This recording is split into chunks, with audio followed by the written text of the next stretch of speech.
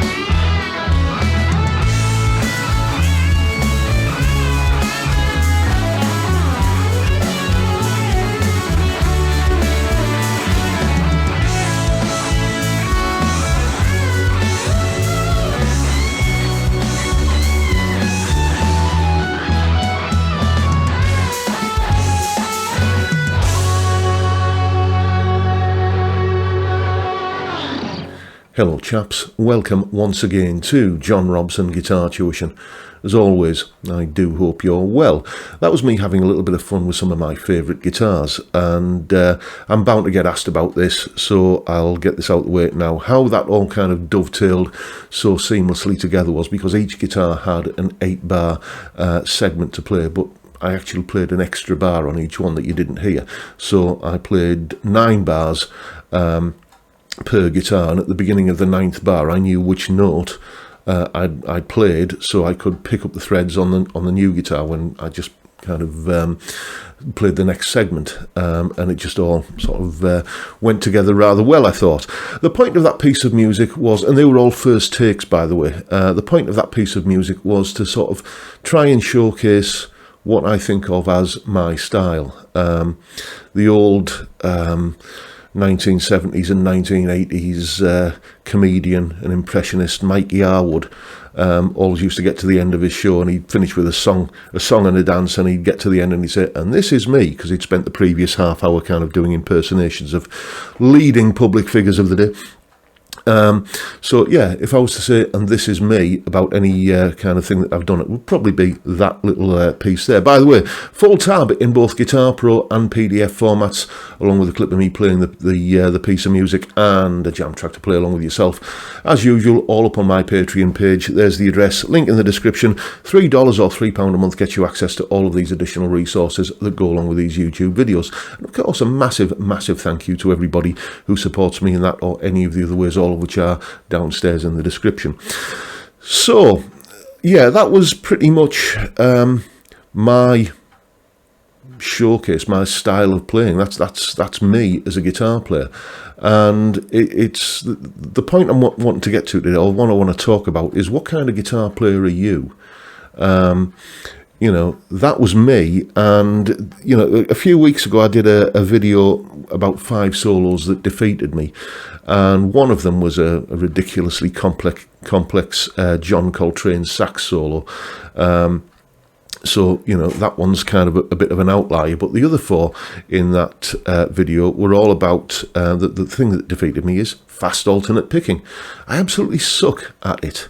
And I think that's possibly because it's not a style of guitar playing that I listened a lot to. Back in the 80s, when everybody was talking about Al Di Meola, Paul Gilbert, Tony McAlpine, and all the other fast-picking guys, what was I listening to? Well, Eric Clapton, Mark Knopfler, David Gilmour, Gary Moore, Joe Satriani, Angus Young. Those were the guitar players I was listening to, and for the most part, they don't tend to go in for that fast machine gun style picking. Maybe I was getting into a little bit of Steve Morse back then, but, you know, my main musical diet was a lot more blues-based and didn't feature that. You know, along comes Joe Satriani when I was at 87 with Surfing with the Alien, and he sort of validated me a little bit because I'd started doing the kind of twiddly hammer-on pull-off stuff that you see me doing in a lot of videos. I was in that couple of bits of it in that solo at the top of the video. I'd started doing that, but I was a bit ashamed of it because, well, it's cheating really, isn't it? You're supposed to pick all this sort of stuff. And then out comes Surfing with the Alien, and Joe's doing it all over the place on that album. And it's like, oh, you are allowed to do this. Okay, I won't hide it under a bushel anymore. What I'm saying is I think what you listen to determines what kind of player you become. And if there is, you know, a technique that you really find is your Achilles heel, it's your kryptonite, then there's bound to be something else that you're good at. Okay, there's bound to be something else that you can say, well, shall I waste time you know, concentrating on a technique that I find really difficult and isn't really in here because it doesn't feature as part of the music that I listen to, or shall I do this other thing that I am good at and get really good at that? Examples of that would be like, for instance, when was the last time you heard country picking legend Albert Lee using an Echoplex tape echo to create multi-layered guitar harmony parts? I mean, he does use echo delay for doing his own kind of thing, that dotted eighth sort of thing that he does, but he's not using it in the same way as he's not using echo in the same way as Brian May would. Likewise, Gary Moore. When was the last time you saw him or heard him doing the two-handed Van Halen tapping thing? It just wasn't part of his playing. Likewise, Yngwie Malmsteen. You ever heard him playing laid-back fingerstyle Americana lead guitar on a clean Strat tone?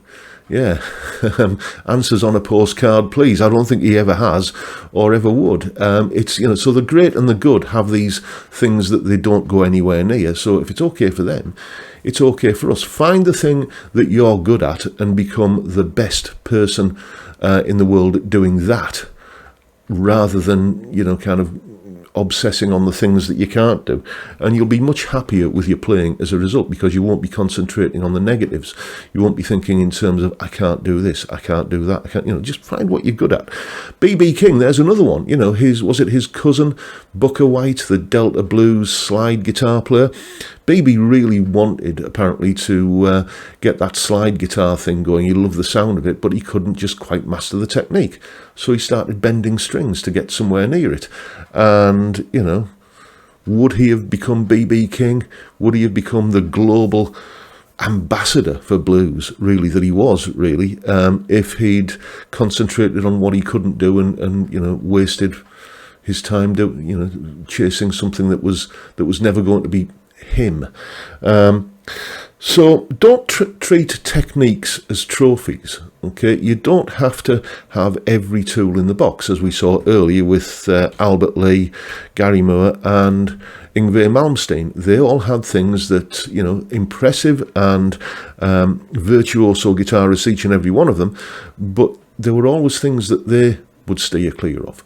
Techniques that they weren't comfortable with. So if it's okay for them, as I say, it's okay for you. All you need to do, I'm just reading from some notes here, is find the techniques and get good at the techniques that you need to be you. You know, if you've been playing for a while, you'll probably have this kind of idealized, I certainly do, idealized version of your style of playing in your mind, what you want to be. For me, I want to be a bluesy, classic rock, melodic guitar player with an occasional flurry of speed just to add excitement. So I've got the techniques that I need to be able to do that, in the same way as I've got the guitars that I need to, to kind of create the sounds that I want. I used to have this thing where I wanted one great example of all of the classic guitar styles. I wanted a fantastic Strat, I wanted a fantastic Telecaster, I wanted a fantastic Les Paul, I wanted a fantastic thin line semi, I wanted a fantastic, kind of hollow body jazz box, and so on.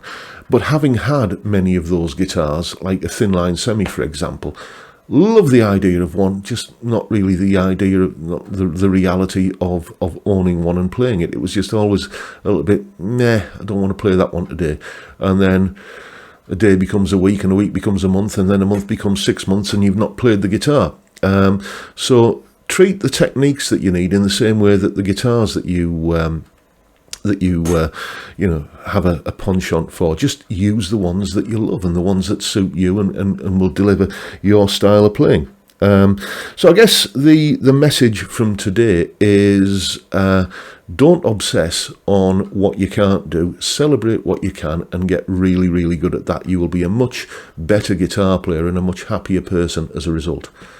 And that's just my little rant, my little sermon, my little monologue for today, folks. Hope you found that in some way entertaining or informative or perhaps even inspiring. And if that's the case, please hit the subscribe button and the notification bell if you haven't already done so.